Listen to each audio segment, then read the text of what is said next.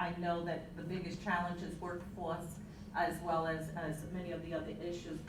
There is very typically at every state, and here it's done really well, is social work day at the Capitol.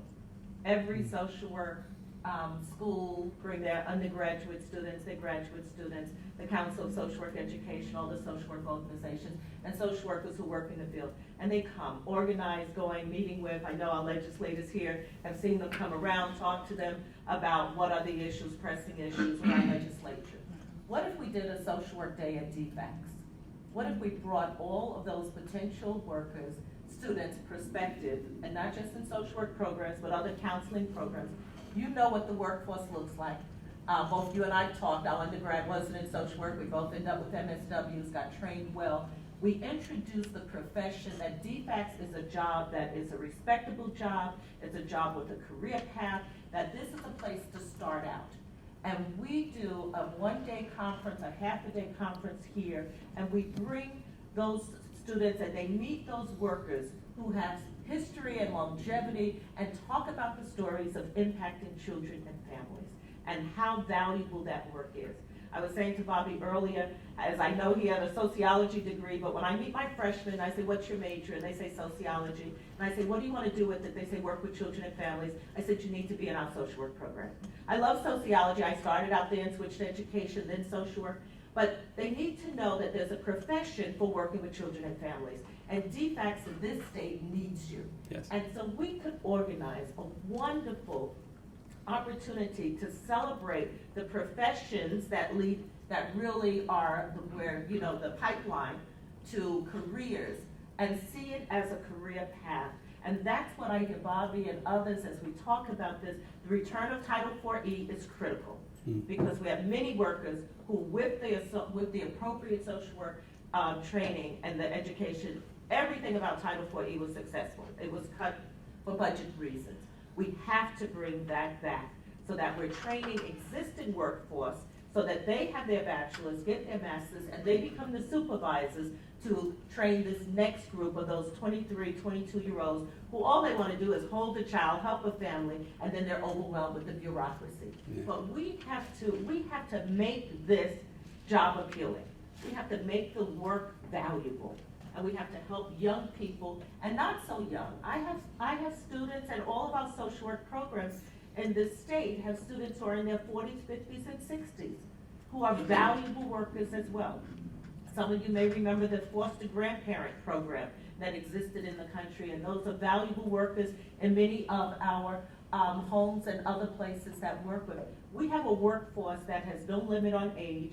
It is probably the most equal opportunity workforce of people being able to work with families. And the other challenge, I think, is that we have to have a piece in there around diversity and inclusion of people of different cultures, different religions, different backgrounds, because some of the decisions that are poor decisions is that as that 23-year-old has to make a decision based on my values. I grew up in Cobb County and this is what we did, and I just can't believe this mother does this with her child, or this is how they live. You've never seen, you make your first home visit. I remember my first home visit and watch kids looking at a hole waiting for the mouse to run out and they could play it like they're trying to catch it. I thought it was disgusting. I went back and said, these kids need to be removed from this home, and they said, why? And I described that. I said, but they don't have toys to play with, they don't have anything else, they're playing with the mice that are coming through. A different value system, a different decision that gets made because it doesn't look like how I grew up.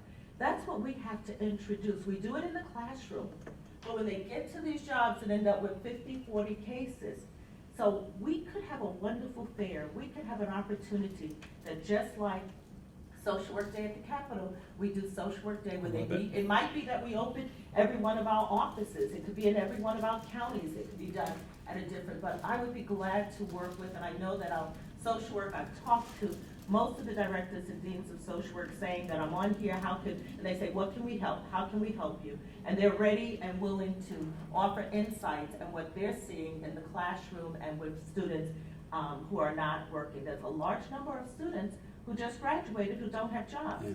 That's a workforce waiting to come right into DFCS, and we have to have the right carrot to bring them in. Thank you.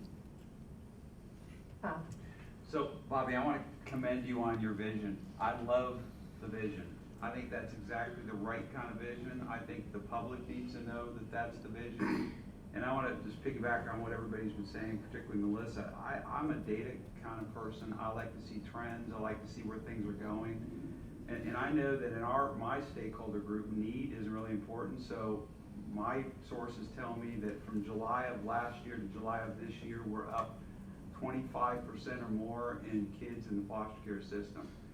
I use that data to, motivate and encourage people to get engaged. I think having a regular push of information with aspirational kind of things out there that shows how we're driving towards that is going to be really important. And I think action driving towards goals always motivates the people that I've talked to. And I think if you pair it with some of these the anecdotal stories and some of the goodness, I think we're going to start to build the right kind of reputation, the right kind of forward momentum. And I think a lot of good things have been happening, but the data never comes out unless there's a problem. Let's talk about the trends. These are overwhelming societal issues that stem way beyond the control of your department. We got a team together to work on those things. Let's get everybody moving and motivated to go in the same direction, drive the community support. That's my interest, is trying to drive the 904 United Methodist churches in the North Georgia Conference. There's another 500 in the South Georgia Conference. There's thousands of churches, thousands of communities, I think, that will rise up and work towards the problem if they understand there's opportunity and need. So that would be my recommendation. I'd love to work and help on that part. I think Bob brings up a good point, and that's how do we communicate what your vision and plan is, and it goes back to kind of the PR, but I think that messaging is important because it gives not only the public something positive to work towards, but internally as well.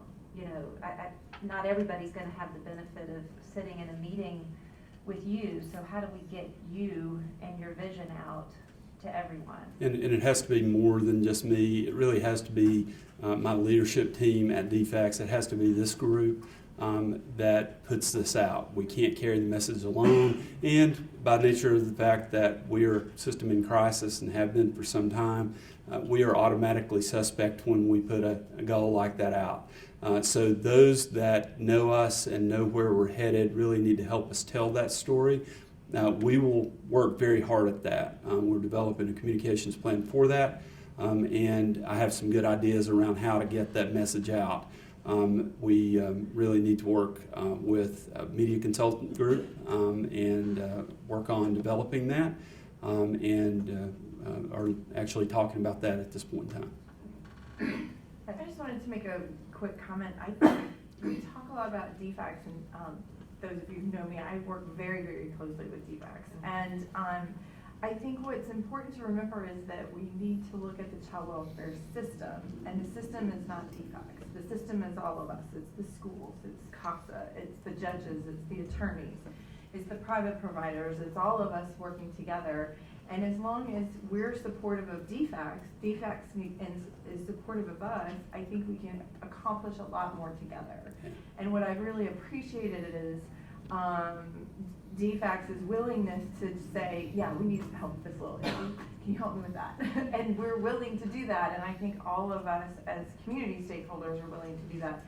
But we have to get the message out there, because not all of the teachers in schools understand what DFCS is. Not all families understand. Not all churches even understand. I mean, not all people who work in this system understand what that really looks like and what that means for when a young person has to come into foster care, and what that means. What does that mean for their education? What does that mean for their religion? What does that mean for their siblings? What does that mean for everybody else? And we have to work together collaboratively, and when I think we can accomplish more. And I think that DFCS should be praised, and I think that they shouldn't be bad guys, but at the same time, you've got to release some of your stuff to us to help carry the burden together. And it reminds me a lot of the Raise Me Up campaign you and I worked on many, many years ago about it's not just that we need more foster parents, and we don't just need to support DFCS, we need to support youth. Yes, absolutely. Mr. Cagle. Right. Bobby, thank you very much for what you're doing.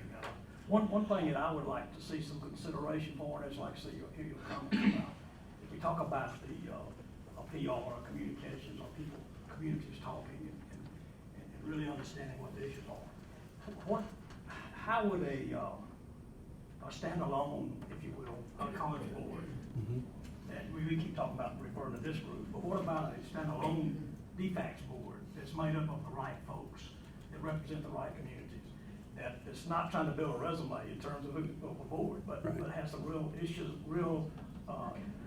that are real interested in the children's issues in this state, and willing to stand up and talk about those things as a board, as an accountability board is what I like to call it. How does that seem like something that might work? Dwayne, you and I are like channeling the same. I just talked to Katie Joe the other day at a meeting about something very, very similar. Because I think, And I'll just say this, I think what's disappointing to me is when you read the newspaper, when there's a crisis, you never hear from anybody except the fires on somebody, and you never hear from anybody else.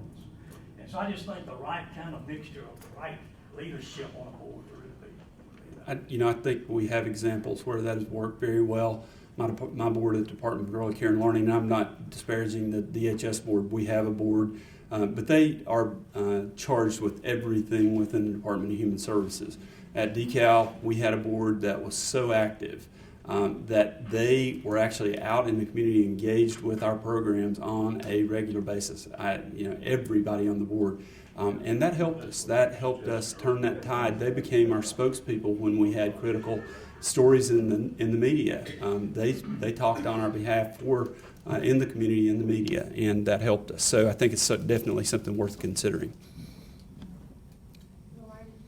Yes, DFCS gets a bad name in the public. I mean, I'm out there seeing them go and do home investigations and these type of things. So automatically, they become bad folks. Probably very few of you have ever had an investigation, but just suppose somebody showed up at your house and I'd say, we heard you didn't feed your child last night, we're here to investigate, we got to talk to all the kids. So automatically you become a bad guy. And that's something I don't know how to overcome. All they're doing is their job. But that sets up a lot of bad feelings in people's minds. You invaded my home, my privacy, and my children. And I don't know how to overcome that, but I mean, that sets up a lot of negative thoughts towards DFCS. It doesn't. I'd said a long time ago in my mind that we're rarely going to make everybody happy. But the thing that can help us move that is if we have highly qualified, well-trained workers that stay with us for a career. If we can do that, that's how you turn the tide on that. And I think that's a good point. Everyone around the table needs to think about the possibility that you or a loved one may today be the subject of a DFCS referral. And if you have a person show up on your doorstep, I know that you, like me, would want the best qualified person possible there so that they could get to the truth of the matter. I think that is the goal. That's where we have to get. Then you can turn the tide. Even those people who have an unfounded report that you investigate, if you do it correctly, they may feel violated by the report itself, but they can at least walk away and say, I felt respected by the department as they looked into it and did their work. So